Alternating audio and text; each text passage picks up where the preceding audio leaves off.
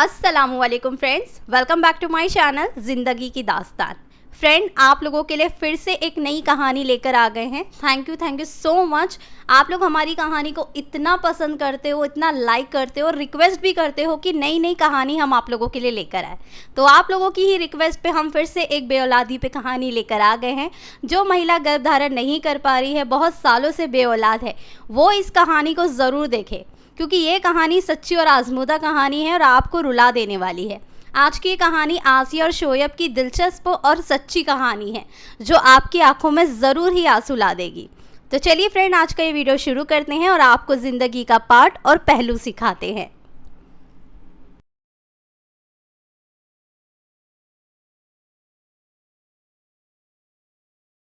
आज की कहानी आसिया की कहानी है, जो बहुत ही गरीब परिवार से बिलोंग करती थी। उनके माँ बाप भी बहुत ज़्यादा गरीब थे, दिहाड़ी मजदूरी वाला काम करते थे, जिसकी वजह से ज़्यादा आमदनी नहीं थी। आसिया और उसका छोटा भाई दोनों भी स्कूल जाते, लेकिन स्कूल से निकाल दिया गया था क्योंकि फीस जमा करने के पैसे ना थे। आसिया और उसका छोटा भाई बचपन से ही बहुत ज़्यादा मेहनती थे, अपने माँ बाप का हाथ बटाते ताकि घर में कुछ पैसे आ सके और घर चल सके। जैसे तैसे गाड़ी चल रही थी। आसिया धीरे धीरे बड़ी हो गई और उसने अपने अब्बू का हाथ बटाना शुरू किया। घर में ही कढ़ाई की क्लासेस उसने शुरू कर दी और कुछ बच्चों को जमा करके कढ़ाई सिखाती। उससे ही थोड़ी बहुत आमदनी हो जाती और घर का खर्च चलता। वैसे आसिया गरीब ज़रूर थी, लेकिन मेहनती बहुत ज़्यादा थी। धीरे धीरे करके दिन गुजरते गए और आसिया की उम्र बढ़ती गई, लेकिन आसिया को रिश्ते ही नहीं आ रहे थे। आसिया के अम्मी अब्बू बहुत ज़्यादा परेशान हो गए, क्योंकि आसिया को रिश्ते नहीं आ रहे थे और वो बहुत गरीब परिवार से बिलोंग करते थे और बहुत ही एक छोटे से गांव में रहते थे, जहां पे लोगों का ये मानना था कि लड़कियों की जल्दी ही शादी करा देनी चाहिए, और अगर लड़कियों की बड़ी उम्र में शादी होती है यानी उनके अंदर कुछ कमी है। उनके अम्मी अब्बू को ये चिंता सताने लगी। अब यहाँ पे आसिया की उम्र 30 साल हो चुकी थी। लड़का ढूंढने पे भी लड़का नहीं मिल रहा था। जैसे तैसे करके अल्लाह पाक के फजलो करम से आसिया की 35 साल की उम्र में शादी हो गई। लेकिन यहाँ पे सास ससुर बहुत ज़्यादा सख्त थे और बहुत ताने भी कसते। उसे हमेशा दिन रात यही ताने देते कि गरीब घर से आई है, हमारे लिए कुछ लाई नहीं, इतनी बड़ी उम्र में शादी की है तो बच्चे कब पैदा करेगी। आसिया के शौहर शोएब बहुत ही ज़्यादा अच्छे थे और आसिया से बहुत मोहब्बत भी करते, और वो उसे हमेशा समझाते कि अम्मी अब्बू है, अगर कुछ आपको बोल भी दे तो उनकी बातों का बुरा ना माने। शादी को 2 माह ही गुजरे थे और आसिया को उल्टियाँ और चक्कर आना शुरू हो गए। सास को ऐसा लगा कि शायद आसिया उम्मीद से है। वो बहुत ज़्यादा खुश हो गई और घर में सबको बताने लगी कि आसिया उम्मीद से है। डॉक्टर के पास भी गई और डॉक्टर को ये बोला कि आसिया उम्मीद से है, इसलिए उसे चक्कर और उल्टियाँ आ रहे हैं, इसका चेकअप करें। डॉक्टर ने चेकअप करते ही बता दिया कि आसिया उम्मीद से नहीं है, इसकी तबीयत खराब होने की वजह से इसे उल्टियाँ और चक्कर आ रहे हैं। आसिया की सास बहुत ज़्यादा परेशान हो गई कि आसिया को बच्चा अब तक क्यों नहीं रुका, क्योंकि गांव वालों का ऐसा मानना था कि शादी होते ही 1 महीने में ही बच्चा रुक जाना चाहिए, और अगर नहीं रुकता है तो औरत में कोई कमी है। बच्चा रुकना या ना रुकना उसके पीछे औरत की ही पूरी जिम्मेदारी नहीं होती। कभी कभी आदमियों में भी कमी हो सकती है, जिसकी वजह से उसे बच्चा ना हो रहा हो। ये गांव वालों की पिछड़ी हुई सोच होती है कि अगर किसी औरत को बच्चा नहीं हो रहा है तो उसी में सारी कमी है। अब यहाँ पे आसिया का तो जीना ही हराम हो गया था। सास ससुर और ननद ने तो नाक में दम कर दिया था कि इतनी बड़ी उम्र में शादी करके आई हो, हमें औलाद का सुख कब दोगी। आसिया के शौहर शोएब बहुत ज़्यादा अच्छे थे और मोहब्बती थे। वो आसिया को हमेशा समझाते कि बड़े हैं, अगर कुछ बोल भी दे तो बुरा ना मानो। शोएब अपने घर का एक लौता लड़का था, इसलिए माँ बाप को ये चिंता सताने लगी थी कि बहू तो बहुत बड़ी उम्र की है, पता नहीं कब बच्चा पैदा करेगी और हमारी गोद में कब हमें पोता खिलाने का सुख मिलेगा। अब आसिया को भी ये चिंता सताने लगी थी, क्योंकि शोएब घर का एक लौता लड़का था और उन्हें अगर औलाद ना हुई तो घर का वंश आगे कैसे बढ़ेगा। आसिया दिन रात बस रोती ही रहती। शोएब ने आसिया को बहुत आश्वासन दिया कि हम अच्छे से अच्छे डॉक्टर को दिखाएंगे और तुम्हारा इलाज कराएंगे, और अल्लाह पाक ने चाहा तो तुम्हारी भी सूनी गोद भर जाएगी, तुम्हें भी औलाद हो जाएगी। शोएब बहुत ही नेकबख्त इंसान था। वो आसिया से बहुत मोहब्बत भी करता, लेकिन वो कभी उसे रोने ना देता। लेकिन आसिया को हमेशा यही चिंता सताती कि उसे औलाद क्यों नहीं हो रही है। शादी को 5 साल गुजर चुके हैं।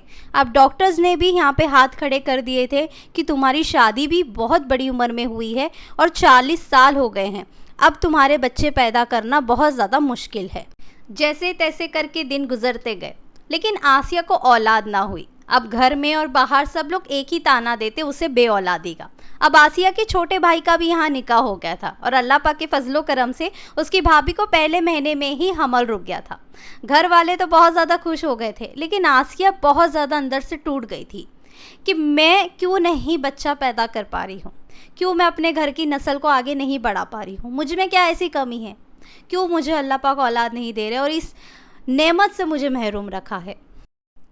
आसिया के छोटे भाई ने अपने छोटे से नन्हे मुन्ने बच्चे को, जो सिर्फ 1 दिन का ही पैदा हुआ था, उसको लाके अपनी बहन की गोद में दे दिया। माशाअल्लाह से अल्लाह पाक के फजलो करम से आसिया के छोटे भाई के पहले से ही 3 बच्चे हो गए थे, ये बच्चा चौथा था। उसको अपनी बहन का दुख देखा ना गया, उसने अपने छोटे से 1 दिन के बच्चे को अपनी बहन की गोद में लाके डाल दिया कि ये लो तुम्हारी औलाद, अब तुम्हें रोने की ज़रूरत नहीं है, मेरी औलाद तुम्हारी तो औलाद है, तुम इसे रखो और तुम ही इसकी माँ हो, और मैं कभी किसी को जाहिर नहीं होने दूंगा कि ये बच्चा मेरा है और मैंने तुमको लाके दिया है। भले ही दुनिया कुछ भी कहे, भले ही इसको जन्म देने वाली कोई और है, लेकिन इसकी माँ तुम ही कहलाओगी। आसिया बहुत ज़्यादा खुश हो गई थी, क्योंकि वो इतने सालों से एक बच्चे का ही इंतज़ार कर रही थी कि कब एक छोटा सा नन्हा मुन्ना बच्चा आएगा जो उसको माँ कहेगा। उसकी सूनी गोद अब भर गई थी। उसके भाई ने उसका दुख देखते हुए अपने छोटे से नन्हे मुन्ने बच्चे को उसकी बहन की गोद में लाके डाल दिया था। अब आसिया, शोएब और छोटा सा नन्हा मुन्ना बच्चा बहुत ज़्यादा खुश रहने लगे थे। आसिया को इतने सालों से सिर्फ एक ही तो चाहती कि कोई तो एक छोटा बच्चा है जो मुझे माँ कहे, कोई तो ऐसा हो जो मेरी सूनी गोद भर दे। आसिया की सूनी गोद अल्लाह पाक ने भर दी। भले ही आसिया ने खुद उसे जन्म ना दिया हो, लेकिन अल्लाह पाक ने उसे माँ बनने का सुख तो दिया। यहाँ पे अल्लाह पाक का करिश्मा तो देखो। अल्लाह पाक ने आसिया की सुन ली और आसिया के सीने में दूध उतार दिया ताकि वो अपने बच्चे को भरपूर दूध पिला सके।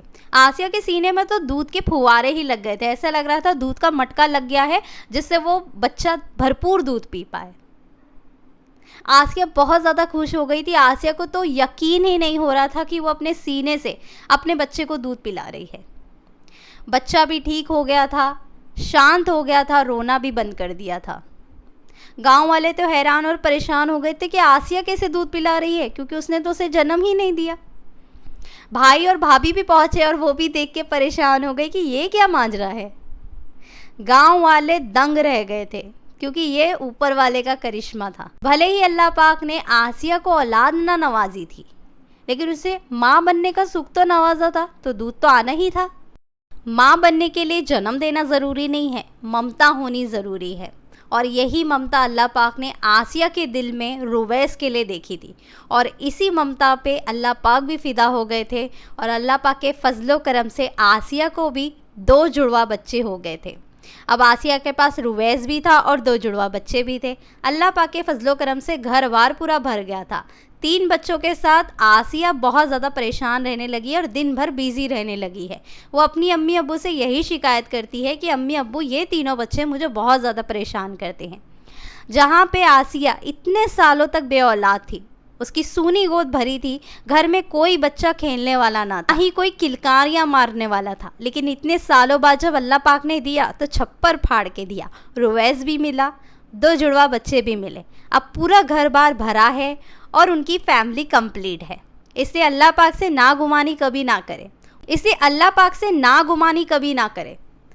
अल्लाह पाक जो भी आपके लिए करते हैं अच्छा ही करते हैं। आपको ऐसा लगता है कि शायद मुझे ही नहीं औलाद दे रहे, लेकिन उस दुनिया में बहुत सारी ऐसी औरतें हैं जो बेऔलाद है, इसलिए उसके देने का इंतज़ार करें, उससे नागुमानी ना करें, हर हालत में खुश रहे और उसका शुक्रिया अदा करें। पता नहीं आपकी यही अदा से वो खुश हो जाए और आपको औलाद दे दे। आज की कहानी आपको कैसी लगी मुझे कमेंट करके ज़रूर बताना। बहुत मेहनत से आप लोगों के लिए हम वीडियोस बनाते हैं, इसलिए इसको ज़्यादा से ज़्यादा शेयर करें और अपनी फैमिली के साथ एंजॉय करें।